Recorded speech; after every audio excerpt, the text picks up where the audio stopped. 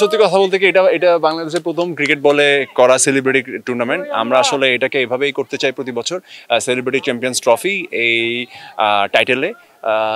So এই বছর definitely প্রথম সিজনে সবসময় হয় কি কিছু না কিছু ফ্লসেস হয়তো থাকবে, বাট সামনের সিজনে যাতে এটা আরও অনেক বড় হয়, যাতে আরও অনেক সেলিব্রিটি এখানে পার্টিসিপেট করে আর আরও অনেক জাঁকজমকপূর্ণ হয় সেই চেষ্টাটা থাকবে। বাট ফার্স্ট সিজন হিসেবে যে পরিমাণ পার্টিসিপেশন সবার কাছ থেকে পেয়েছি, সবার কাজ বন্ধ করে ঈদের আগে যেভাবে সিরিয়াসলি টুর্নামেন্টটা খেলেছে, এটা আমাদের জন্য অনেক বড় একটা ব্যাপার।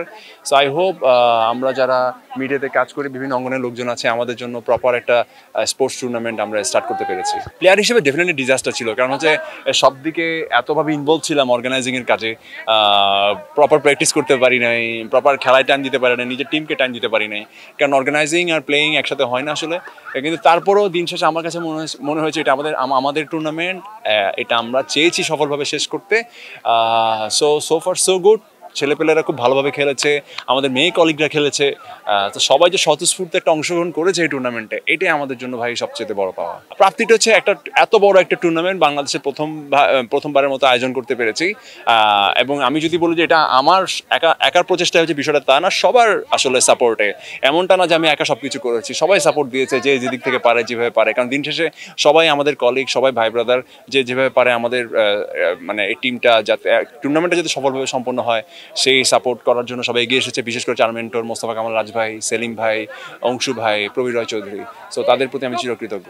নেক্সট স্টেপ হচ্ছে নেক্সট সিজন আমরা আবার একটা অনেক বড়, এটা বাংলাদেশ একটা নির্দিষ্ট ক্যালেন্ডার করে ফেলতে চাই যে এই সময় আসলে সিসিটিটা হবে, এবং আমরা চাইবো যে এখান থেকে প্রফেশনালি একটা টিম গঠন করে বাংলাদেশে আমরা একটা প্রফেশনাল সেলিব্রিটি টিম করতে চাই, যেটা আসলে আমরা দেশ বিদেশে গিয়ে খেলতে পারবো। অলরেডি আমাদের এক্স ক্রিকেটার বলছি, আমাদের জাতীয় দলের এক্স ক্রিকেটার নাসির হোসেন, সে অলরেডি অফার করেছে তার টিমের সঙ্গে আমাদের সেলিব্রিটি ক্রিকেট টিম বেস্ট 11 খেলার জন্য। হয়তো আমরা এই মাঠেই খেলবো, লেটস সি।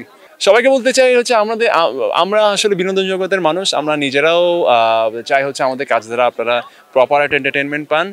ক্রিকেট আমাদের ভালোবাসা, শুধু আমি না, আপামর জনসাধারণের ভালোবাসা। আমরা চেয়েছিলাম হচ্ছে জাস্ট আমাদের কাজের পাশাপাশি আমাদের মধ্যে যে ক্রিকেটের প্রতি যে অগাধ একটা ভালোবাসা আছে, আমাদের মধ্যে যে ক্রিকেট সত্তাটাও বিরাজ করে, সেটার একটা গ্লিমস দেখানোর জন্য। এখন কেউ যদি আমাদেরকে প্রফেশনাল ক্রিকেটারদের সাথে তুলনা করে, আসলে সেটা বেশি বাড়াবাড়ি হবে। আমরা কেউ প্রফেশনাল ক্রিকেটার না, বাট চেষ্টা করি একটা নর্মাল ক্রিকেট খেলতে। আমরা চেয়েছি ক্রিকেটের মাধ্যমে আপনাদেরকে এন্টারটেইন করতে। হোপফুলি নেক্সট সিজনে আরও বেটার আপনারা একটা এনজয়মেন্ট পাবেন।